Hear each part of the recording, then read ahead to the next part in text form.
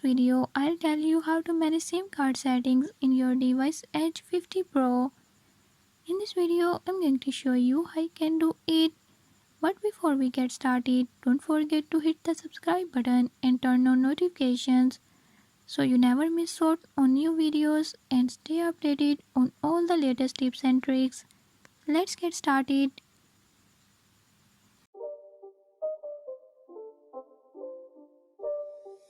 It's not a game, it's a rich thing.